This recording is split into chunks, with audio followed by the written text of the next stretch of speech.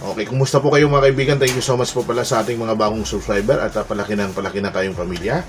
Thank you so much po doon sa mga nanood ng ating vlog tungkol po sa ayuda na inihatid natin doon sa Bulacan, kung saan ay naglakad tayo sa Putikan. Maraming salamat po sa inyong pagtangkilik at pag-like and share doon sa video na yon.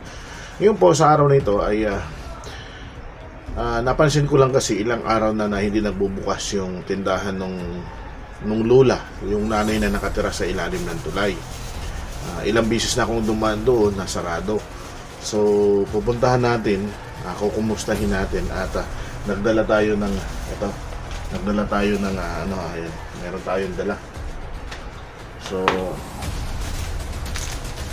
kaya nagdala tayo ng pwedeng makatulong naman sa kanila. So mayroon tayong bigas dito, mayroon na tong noodles, may kape.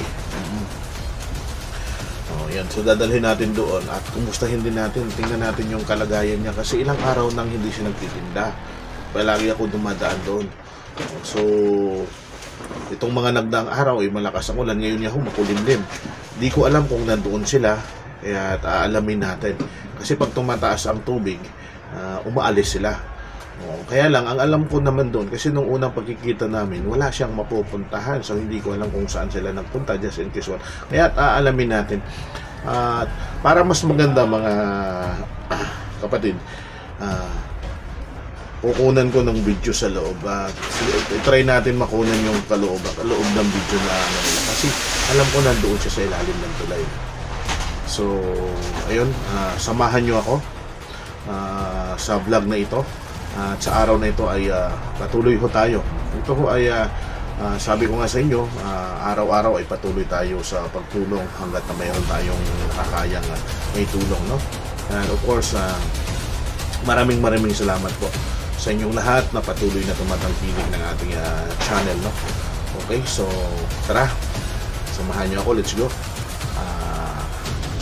Tingnan natin at alamin natin ang kalagayan ni nanay na nakatira sa tulay. Okay, let's go. Tara. Ayan diretso na tayo. Hatid natin itong bigas. Tingnan natin kung anong nangyari sa kanila. Pupuntahin natin. Samahan nyo kami. Sa biyahe na kami.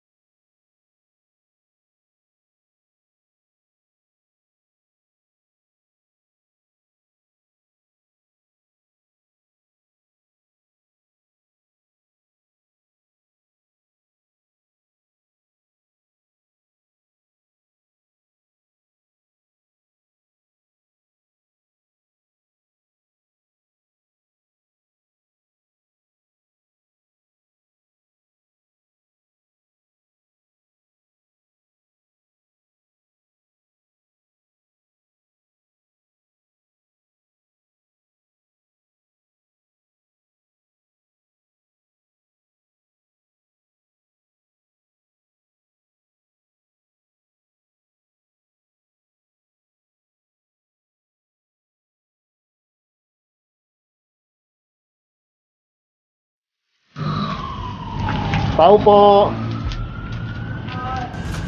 Tao po. Ayan, yan pala. Nay!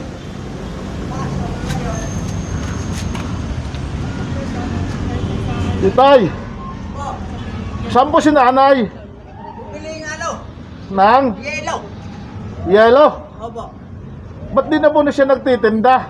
Sa pagkakataong ito ay halos maduro ang aking puso sa aking nakita. Ito ang kauna-unahang pagkakataon na nasilayan ko ang kanilang kalagayan sa ilalim ng tulay. Pinapasok kami ni tatay, kung kaya't pinilit kong pumasok sa loob. Sa bungad pa lang nahirapan ako, pero buti na lang pagdating pala sa dulo ay makakatayo ka. Napakadilim ng kanilang bahay. Nasa ilalim nga naman ng tulay. Ang tanging nagbibigay ng tanglaw ay ang liwanag mula sa gilid ng ilog at ang musikang maririnig mo ay ang tanging lagaslas ng mga tubig na umaagos mula sa ilog na yon. Nang pinasok ko ang loob ng kanilang tahanan ay nakita ko ang isang kalderong isinalang. Nakakatulong din ang tanglaw ng apoy upang magbigay ng liwanag sa loob. May nakita akong isang batang nakahubad, dalawang batang nakalagay sa may duyan. Sa bandang unahan ay busy naman si ate sa kanyang pag-aaral. Nag-aaral pala ang kanyang dalawang apo. Ito ang kanilang kalagayan sa loob. Sa ilalim ng tulay, hindi mo iisipin na may pamilyang nakatira rito sa loob ng 7 taon.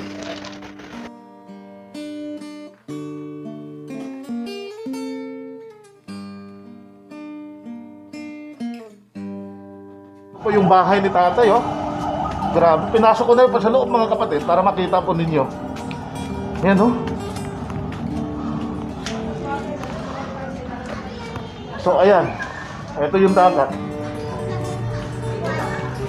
Hahaba. Ang dami pala.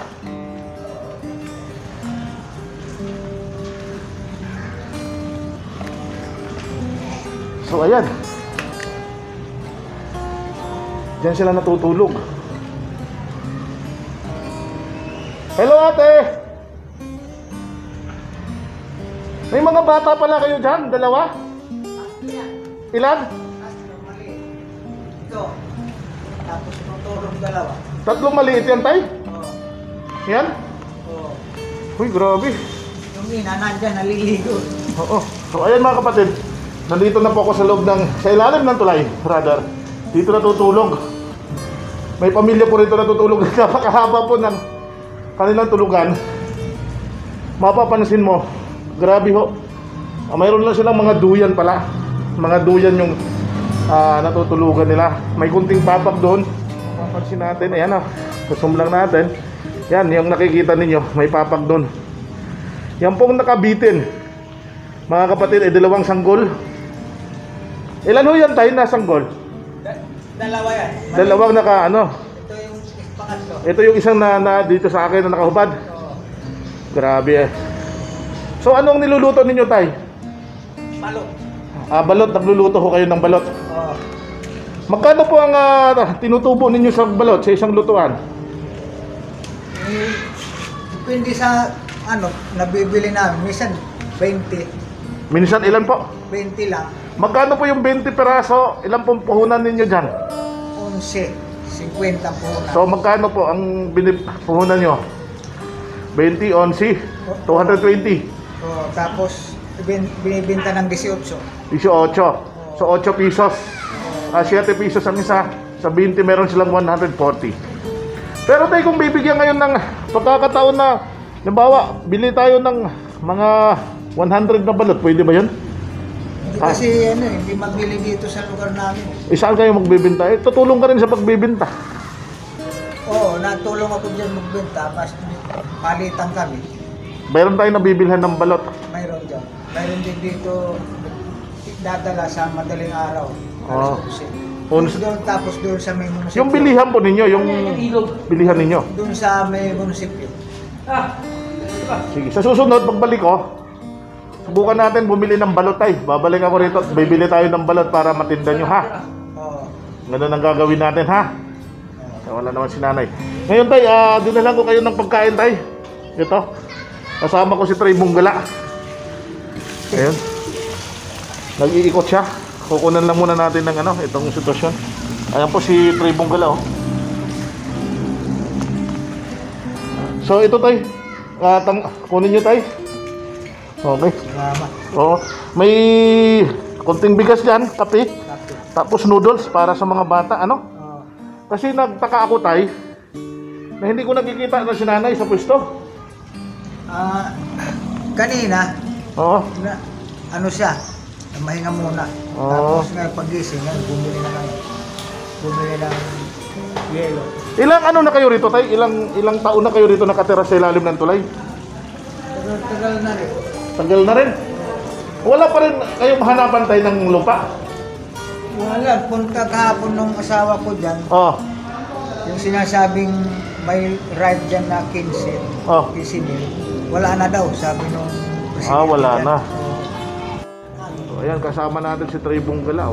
Ayan. Kailangan mo pagkataw.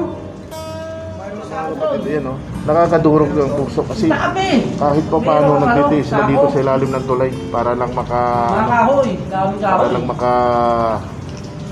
mabuhay, you know? 7 years silang nagtitira dito. Papasok ka dyan. Oo. Unang kanan. Kanan ulit. Kanan ulit. May baka din pa ron. Lapit sa akin pag kanan doon. Sa inyo lang. Ayan po. Gusto mo, sama ka? Ngayon. So, ayan, oh, si tatay. Ayun, Oo. pwede. Para makita ko. Ano natin? Susunod na araw. Diyan lang lapit. Nung undoy yun, tay. Saan ang tubig dito nung undoy? Dyan. Inabot na kayo. Dyan. Ito na. Di, ibig sabihin yung mga kwarto mo, wala na. Wala nang silbi. Oo, wala na. Pina- Andun na kami sa taas na. May exit ka ba doon? Pwedeng makalabas doon? Wala. Hindi lumabas doon, nagdadaan sa ilog. Sa ilog ka dadaan. Hindi lumabas doon. Tagusan na. Kita nyo mga kapatid. So, Kung nabagat, ganyan lang. ayan si ate nag-aaral. Kita nyo naman. Dito. Nag-aaral sila. So, kanino naman to? Ano, sa kapatid ko. Asa naman siya? Hindi sa ano. Halika, be! Ayan si ate. So, nag-aaral siya. Ganyan yung ano, yung Anong year ka na? Anong ano ka na? 9 po. 9. Oh. Kumusta naman pag-aaral mo? Okay lang. Okay naman. Sige lang, laban lang. Yan ang pag-asa natin pag nakatapos ka sa mga pangarap mo. Makakaahon, di ba? Opo. Bali, pagkagabi wala kang ilaw. Meron pong gasera lang. Itong kasira yung ano? Ilaw ang problema dito kaso wala din naman makapitan ng ilaw. Hello, may bibi sa taas. May bibi na tutulog dito. So ayan po yung kanilang mga tulugan. Grabe. Te, kung mayroon kang isang kahilingan bilang estudyante, anong kahilingan gusto mo? Kahilingan po. Opo. Wala naman po. Di po. Kahilingan? Oo. Magkabahay na kami. Magkabahay na kami. Tumatawa ka pero nararamdaman ko parang umiiyak ka. Bakit? Wala lang. Pwede naman kayong magkabahay kung may floating nga lang eh. Sabihin ko sa iyo, pwede yung magkabahay. Kaso lang, saan tayo? Hinahanapan natin ng luti. Diba? Parang natatawa ka pero naiiyak ka. Naiyak-taka ako. Ilang taon na ho rito? Ilang taon na kayo na ano dito? Dito po. Opo. Ano na po ata? Matagal na po, di ko na po mabilang eh. Kasi bata po ako. Bata ka ba? Sila lolo nakakaalam. Okay. Kawawa naman sila mga kapatid. So ngayon hong Pasko, ito po yung lugar na pinasok natin.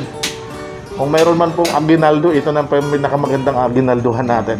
Si nanay ho may munting tindahan, kaya ho binisita ko. Dinala natin ng kunting makakain nila. Ayun. Sige tayo ha, hindi na kita istorbuhin at alam mo nagkaklase ka. Salamat po. Oo. Sige tayo. Ayan po mga kapatid. Tutuwa sila ng balot. Ang kanilang kinabubuhay dito, nagluluto ng balot, tinitinda sa labas. So ayan, ito po yung bahay nila. Grabe. Ayun po ilalabas na.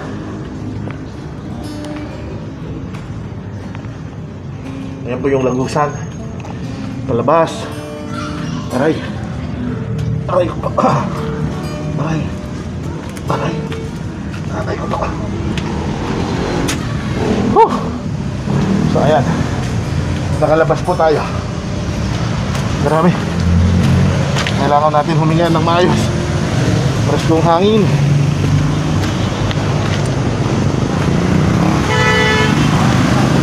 Ay, nakalabas.